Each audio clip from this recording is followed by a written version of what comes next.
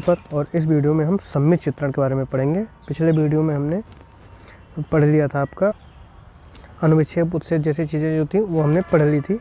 अब यहाँ पर हम सममित चित्रण के बारे में पढ़ेंगे। तो क्वेश्चन नंबर 45 है। आप जानते हैं कि जो बहुविकल्पीय क्वेश्चन आता है वो 10 नंबर का आता है। कितने नंबर का आता है? तो वो आपका 10 नंबर का आता है और ये बहुत आसानी से आप 10 नंबर पा सकते हैं। यदि आपका थोड़ा बहुत कॉन्सेप्ट अगर आपका क्लियर है तो आप 10 नंबर पा सकते हैं, उसमें ज़्यादा आपको कोई दिक्कत नहीं पड़ेगी। ठीक है, तो 45 नंबर क्वेश्चन अगर आप देखें तो उसमें लिखा हुआ है कि किसी भी सममितीय दृश्य में एक साथ कितनी विमाएँ मिलती हैं। तो कोई भी सममितीय दृश्य होता है तो उसमें जैसे आप देखते हैं तो कोई भी आकृति अगर सिंपल अगर हम बनाते हैं तो उसमें सिर्फ हमें लंबाई और चौड़ाई दिखाई पड़ती है। जैसे मान लीजिए कि हमने कुत्ता बनाया, ठीक, ऐसे कुछ करके कुत्ता हमने बना दिया, ठीक। तो इसमें हम देखते हैं कि इसमें सिर्फ लंबाई और चौड़ाई उसकी दिखाई पड़ेगी, मोटाई उसकी नहीं दिखाई पड़ती है। लेकिन सममितीय दृश्य में क्या होता है कि हमें उसकी मोटाई भी दिखाई पड़ती है। इसके लिए हम करते क्या है कि उसे एक एंगल से हम झुकाकर देखते हैं। तो इसमें हमें क्या होता है कि इसमें आपका लंबाई भी दिखाई पड़ेगा, चौड़ाई भी दिखाई पड़ेगी और साथ ही साथ इसकी ऊंचाई भी या गहराई या जो कुछ भी होगा, ऊंचाई या गहराई ही होती है आमतौर पर, तो वो भी हमें दिखाई देगी। यानी तीनों विमाएँ हमें दिखाई पड़ती हैं। तो एक साथ कितनी विमाएँ मिलती हैं? तो 3 विमाएँ मिलती हैं। ठीक, जैसे मान लीजिए F लिखेंगे अगर हम, तो इसका हमें क्या पता चल जाएगा कि ये कितना मोटा है। ठीक, देखिए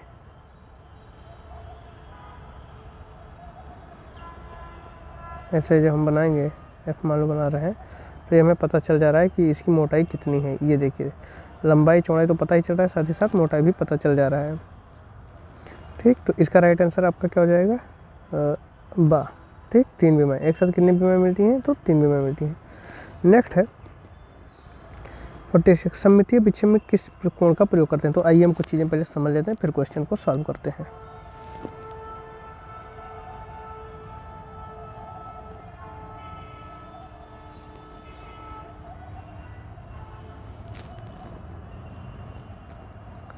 देखिए सममित चित्र जो होता है, आइसोमेट्रिक चीज़ें, सममित चित्रण,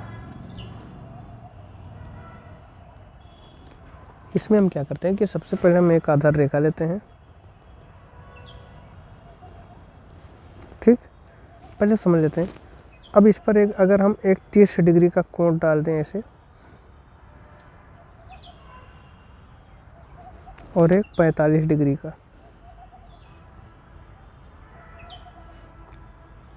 ठीक है, लाकर ऐसे मिला दे रहे हैं। ये आपका कितना है? 45 डिग्री। देखिए रेड वाला यानी पूरा 45 डिग्री, ये 30 डिग्री है। अगर हम लाल वाले पर कुछ मापे लेते हैं, मान लीजिए ये, फिर ये 10-10 सेंटीमीटर का हम माप ले रहे हैं, मान लीजिए,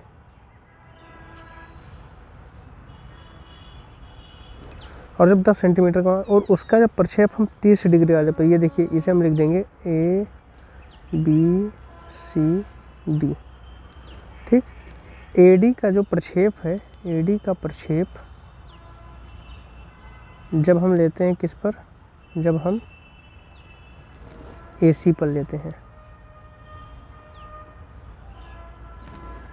तो यानी ये यहाँ आएगा, ये यहाँ आएगा, ये यहाँ आएगा, ये यहाँ आएगा, ठीक है, ये यहाँ आएगा। तो देखिए जो AD पर जो दूरी है वो AC पर उस दूरी को लेते हैं तो AC पर कम आ जाता है। यानी AD की दूरी, AD पर दूरी ज़्यादा होती है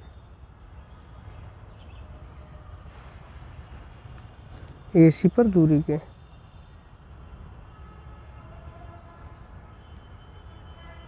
ठीक, यानी जैसे 10 सेंटीमीटर इस पर लिए हैं तो ये इस पर कुछ कम ही आएगा, और ये 0.861 गुना होता है। अगर 10 इस पर है AD पर, तो ये आपका हो जाएगा कितना? इस पर आ जाएगा 8.610 आ जाएगा, यानी AC पर 8.610 यानी कम ही होगा। तो ये आपका वास्तविक होता है वास्तविक दूरी, और ये क्या होता है समपरिमाण दूरी, समपरिमाण माप। ठीक, तो समपरिमाण माप क्या होता है, हमेशा वास्तविक माप से कम होता है। ठीक, कितने डिग्री पर लेते हैं हम, तो 30 डिग्री पर हम वास्तविक माप का समपरिमाण माप कितने डिग्री पर लेते हैं, 30 डिग्री पर। 45 डिग्री पर तो आपका वास्तविक माप रहेगा। तो ये दो चीज़ें हो गई हैं। ठीक, अब आइए हम देखते हैं क्वेश्चंस को।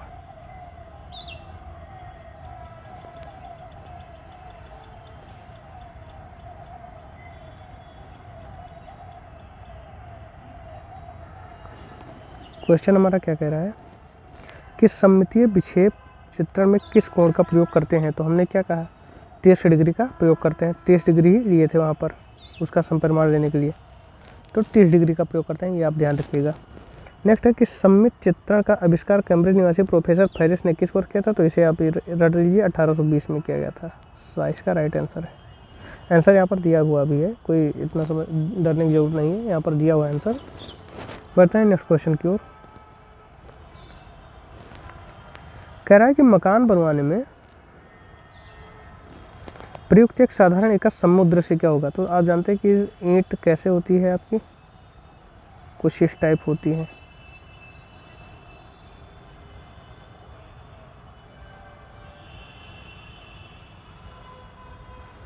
ठीक, ऊपर कुछ ऐसे गड्ढा होता है। अब पूछ रहा हमसे कि एक समुद्र से क्या होगा। तो जो हम सामने से देखेंगे तो यही चीज़ हमें पता चलेगा, यही हमें दिखाई पड़ेगा जो रेड कलर का है। बोलिए, यही दिखेगा ना। तो ये किस आकार का हो गया, तो हम देख रहे हैं ये सिंपल आयताकार का है, आयत के आकार का। तो इसका राइट आंसर क्या हो जाएगा, बा। ठीक है, बहुत सिंपल चीज़ें हैं, कोई इतना टफ नहीं है। नेक्स्ट क्वेश्चन हम देखें कि सममित चित्र में छिपे हुए पात्रों को कौन सी रेखा द्वारा दिखानी चाहिए। ठीक है, सममित चित्रण में छिपे हुए पात्रों को कौन सी रेखा द्वारा दिखानी चाहिए। ये कोड है एक तरीके से कि मान लीजिए जो पीछे की लाइनें हैं, तो हमें कैसे पता चलेगा कि पीछे की लाइन है या आगे की लाइन है। मान लीजिए जैसे हम आयत घन बनाते हैं, सॉरी ये घना भरकर बन गया।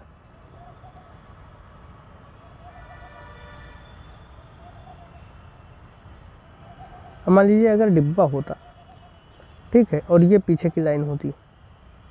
देखिए इसमें कन्फ्यूजन दिख रहा है, अगर एक तरीके से देखेंगे तो पीछे वाली लाइन आगे आपको दिखेगी, अगर दूसरे तरीके से देखेंगे तो आगे वाली लाइन पीछे दिखेगी। तो जो ये पीछे, मैं इसे पीछे मान रहा हूँ, तो इस लाइन को ये माना जाता है कि दिख नहीं रही, तो इसे डॉटेड लाइन से बनाते हैं। ऐसा इसलिए करते हैं कि जब हम देखें इसे तो ये समझ में आ जाए कि कौन सी लाइन पीछे है, कौन सी लाइन आगे है। तो इसे हम डॉटेड लाइन के द्वारा रिप्रेजेंट करते हैं। तो ये एक तरीके से कोड है, इसे आपको ध्यान रखना है। तो गहरी बिंदुदार रेखा द्वारा प्रदर्शित करते हैं। नेक्स्ट है आपका, सममित चित्रण में वस्तु का प्रत्येक माप निर्दिष्ट माप के अनुसार कैसा होता है। वस्तु का जो माप होगा वो निर्दिष्ट माप के क्या होगा, बराबर होगा। ऑप्शन सा इसका राइट आंसर है। वो माप, उसमें कोई कमी नहीं आएगी। जैसे कोई वस्तु है तो उसको चाहे इधर तिरछा रखो चाहे जैसा रखो, माप उसकी वही रहेगी। तो वही हमें यहाँ पर भी बता रहा है। नेक्स्ट क्वेश्चन है आपका कि सममित चित्र में घन के किनों किनारे जो एक ठोस समकोण बनाते हैं, एक दूसरे के साथ कितने अंश का कोण बनाते हैं। तो ये चीज़ें समझने के लायक हैं कि जब भी इस तरीके का क्वेश्चन आएगा आप सीधे 120 लगा दीजिएगा। ये होता है, एक घन के तीनों कोण दिखाते हैं। ठीक है, और ये 120 डिग्री, ये 120 डिग्री, ये 120 डिग्री। सममित चित्रण में इसी तरीके से अब इसी के समांतर रेखा अगर हम खींचेंगे तो आपका घन भी तैयार हो जाएगा। ठीक है, कुछ इस तरीके से। ठीक, तो 120 डिग्री कोण दिखाएंगे ये। तो बा इसका राइट आंसर है। अगर समझ में नहीं आएगा तो आप बता दीजिएगा, तो हम बोर्ड पर भी इसे पढ़ा देंगे। नेक्स्ट है, सममित सेंटीमीटर शुद्ध सेंटीमीटर से होता है। मैंने अभी आपको बताया था कि सममित सेंटीमीटर जो होता है वो शुद्ध सेंटीमीटर से क्या होता है। एक मैंने 30 डिग्री की लाइन खींची थी जो सममित को दिखाता था, एक मैंने 45 डिग्री की लाइन खींची थी जो वास्तविक को दिखाता था। तो जब वास्तविक से हम सममित पर प्रक्षेप को ले रहे थे तो उस समय प्रक्षेप क्या आ रहा था, छोटा आ रहा था। किससे? वास्तविक से। कितना? 0.861 करके कुछ आएगा, इतना परसेंटेज रह जाता है उसका, इतना गुना रह जाता है। ठीक है, तो हमेशा छोटा ही होगा, सममित सेंटीमीटर हमेशा छोटा होगा। बढ़ते हैं नेक्स्ट क्वेश्चन की ओर। यदि सममित चित्रण में एक संदूक के आधार की लंबाई 6 इंच है तो उसके ढक्कन की लंबाई कितनी होगी? देखिए चीज़ें जो हैं वही रहेंगी। ठीक है, सममित चित्रण में भी बस क्या है कि उसमें हमें थर्ड डायमेंशन भी दिखाई पड़ जाता है। ठीक है, इस तरीके से रखते हैं कि तीसरी भी हमें दिखाई पड़ जाती है। तो इसका भी आंसर 6 इंच ही हो जाएगा, साइज का राइट आंसर है। देखिए आंसर भी दिया हुआ है यहाँ पर। नेक्स्ट है, ये लकड़ी के ब्लॉक अक्षर एल की ऊंचाई 7 सेंटीमीटर, चौड़ाई 4 सेंटीमीटर और मोटाई 1 सेंटीमीटर, तो लकड़ी के डंडों की काट क्या होगी? ठीक है, डंडों की काट पूछ रहा है, लकड़ी के डंडों की काट। जैसे एल यहाँ पर आपने लिखा तो एल कुछ इस तरीके से भी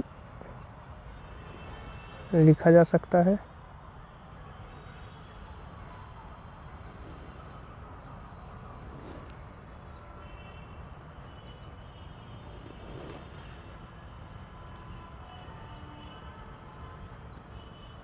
यहाँ आपसे काट ये पूछ रहा है।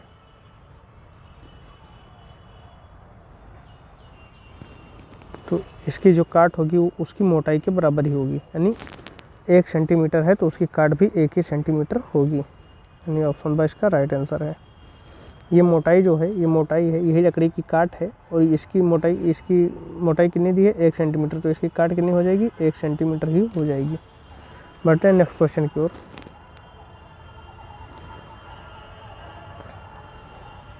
सममित चित्र बनाने से पूर्व कौन सी रेखा पहले खींचते हैं? तो सममित चित्रण जब करते हैं तो सबसे पहले हम एक आधार रेखा खींचते हैं, उसके बाद ही हम क्या करते हैं, 30 पर इधर खींच लेंगे, 30 पर इधर खींच लेंगे, फिर एक लाइन खींच देंगे, ऐसे इस तरीके से हम करते हैं। तो सबसे पहले हम क्या करते हैं कि एक आधार रेखा खींचते हैं। ठीक, तो आधार रेखा यानी क्षैतिज रेखा, इसका राइट आंसर हो जाएगा। नेक्स्ट है, यदि किसी वृत्त की त्रिज्या 1 सेंटीमीटर का व्यास होगा, मान लीजिए ये आपका सर्किल है और यहाँ से यहाँ तक इसका व्यास है। अब व्यास क्या होता है कि बीचों बीच से अगर हम काट दें तो एक तरफ के हिस्सा त्रिज्या कहलाती है, जिसे हम आर से देखते हैं। लेकिन वृत्त की त्रिज्या यहाँ x दिया तो x हमने मान लिया, ये x हो गया। अब आधा पार्ट इधर भी है, पूरा यहाँ से यहाँ तक बीच से लेकर जाएं, अगर एक सिरे से लेकर दूसरे सिरे तक जाएं और वो बीच से गुजारें, जैसे जा तो इस तरीके से भी सकता है, सॉरी देखिए ये आपका सर्किल है। अब व्यास क्या होता है कि एक सिरे से दूसरे सिरे के बीच की दूरी, लेकिन वो केंद्र से होकर जाए, यानी बीच से होकर जाए। जैसे ये देखो इसके बीचों बीच से गया है। अब बीचों बीच से किसी एक तरफ की दूरी, एक तरफ के किनारे की दूरी त्रिज्या कहलाती है। तो ये x आपका दिया हुआ है। तो अगर यहाँ से यहाँ तक की दूरी त्रिज्या है, यहाँ से यहाँ तक, तो यहाँ से यहाँ तक भी तो त्रिज्या ही है, यानी x ये भी है। अब बताओ कितना हो गया, 1x इधर हो गया, 1x इधर हो गया, तो 1x से 1x कितने, 2x। तो क्या हो जाएगा, व्यास 2x हो जाएगा, साइज का राइट आंसर हो जाएगा। नेक्स्ट है, एक षटभुजाकार पिरामिड में कितने त्रिभुजाकार फलक होते हैं? पिरामिड कौन सा है, षटभुजाकार। षटभुजा मतलब 6 भुजा, और जब 6 भुजा है तो उसके जो फलक होंगे वो 6 ही होंगे। तो राइट आंसर आपका क्या हो जाएगा, द 6। नेक्स्ट है आपका, किसी शंकु का अनुविक्षेप, ये विक्षेप है, एवं उत्सेद क्या होगा जबकि शंकु अपने आधार पर लंबवत खड़ा है? आधार पर लंबवत खड़ा है तो ये ऐसे खड़ा है। अगर कहता पड़ा है तो पड़ा इस तरीके से भी पड़ा हो सकता था, लेकिन ये खड़ा है यहाँ पर, तो हम खड़ा देख रहे हैं। फिर पूछ रहा है कि अनुविक्षेप में उत्सेद क्या होगा? तो अनुविक्षेप मतलब होता है प्लान, और प्लान क्या होता है, ऊपर से जो देखा जाता है। तो जब हम ऊपर से देखेंगे तो नीचे एकदम गोला आकार दिखाई पड़ेगा, क्योंकि ये गोला ही है। ऊपर से अगर हम टर्च जाए तो नीचे अगर पर्दा लगा दें तो वो गोल ही हमें दिखेगा। तो अनुविक्षेप तो आपका आ जाएगा कि वृत्त, ठीक, गोल आकार बनाएगा। और उत्सेद आपका आ जाएगा त्रिभुज, क्योंकि जब सामने से प्रकाश डालेंगे तो इस पर एक त्रिभुज बनेगा कुछ इस तरीके से, तो नीचे क्या आ जाएगा, त्रिभुज। तो अनुविच्छेद में मुझसे क्या हो जाएगा, वृत्त बटे त्रिभुज, यानी ऑप्शन आ इसका राइट आंसर है। आशा करता हूँ कि आपके समझ में आ रहा होगा ये सारी चीज़ें। नेक्स्ट है आपका कि किसी शंकु में आधार के मध्य बिंदु से शीर्ष के बिंदु तक की दूरी कहलाती है। मान लीजिए ये आपका शंकु है। अब आधार के मध्य बिंदु से, यहाँ के मध्य बिंदु से शीर्ष बिंदु यानी यहाँ तक के बीच की दूरी क्या कहलाती है? व्यास नहीं, व्यास तो आपका ये होता है ग्रीन लाइन से जो मैं दिखा रहा हूँ, सॉरी ये हमसे पूछ रहा है। व्यास आपका क्या होता? ये होता, लेकिन दिया क्या है, ये हमसे पूछा है, ये क्या कहलाता है? तो व्यास होगा नहीं, अक्ष होगा नहीं, अक्ष ये इसलिए हो जाए, अक्ष होगा, फलक नहीं होगा, आधार नहीं होगा। आधार आपका ये है वृत्ताकार, फलक आपका क्या है, ये फलक जो बगल का है ये वक्र का आकार का है। अक्ष क्या है, बीच के मध्य बिंदु से लेकर ऊपर तक की दूरी, ऊपरी सिरे तक की दूरी, यानी ऑप्शन सा इसका राइट आंसर हो जाएगा। यथासंभव विमाएँ किस यूनिट में दी जानी चाहिए? विमाएँ जो है वो आपको सेंटीमीटर में देनी चाहिए, ना ये ज़्यादा बड़ा होता है ना ही ये ज़्यादा छोटा होता है। एक पेपर साइज के लिए ये बहुत ही सटीक माप आपको दे सकता है।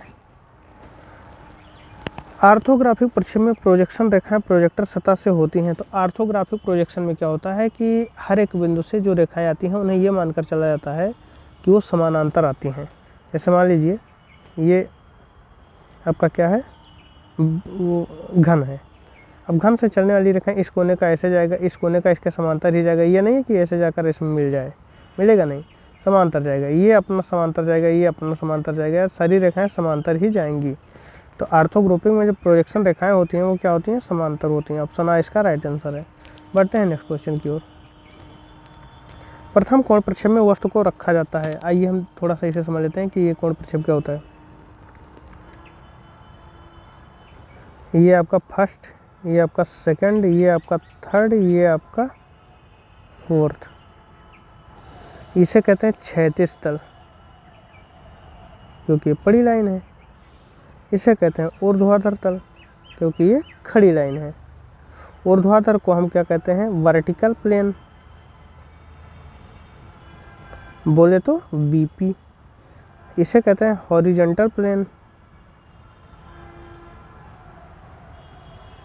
बोले तो एचपी। अब कह रहा है कि प्रथम कोण प्रक्षेप में, प्रथम कोण मतलब होता है कि पहले खाने में, मान लो कोई वस्तु रखा है, शंकु रखा है, मान लो रखा है, वस्तु को रखा जाता है एचपी से ऊपर तथा बीपी के सामने। तो एचपी यानी ये हॉरिजॉन्टल प्लेन है। अब देखिएगा, समझने की कोशिश कीजिए। एचपी यानी हॉरिजॉन्टल प्लेन है, हॉरिजॉन्टल के ऊपर रखा गया है कि नहीं? हाँ, तो एचपी से ऊपर रखा गया है तथा बीपी के सामने, बीपी के सामने है कि नहीं है? ठीक। तो इस तरीके से हम देखते हैं। तो आपका प्रथम कोण में क्या आता है, एचपी से ऊपर और बीपी के सामने। ठीक है, तो ये इसका राइट आंसर हो जाएगा। जो इसमें दिया गया है कि एचपी से नीचे तथा बीपी के सामने, ये थर्ड प्रोजेक्शन में आता है। ठीक है, यानी इसमें क्या करते हैं,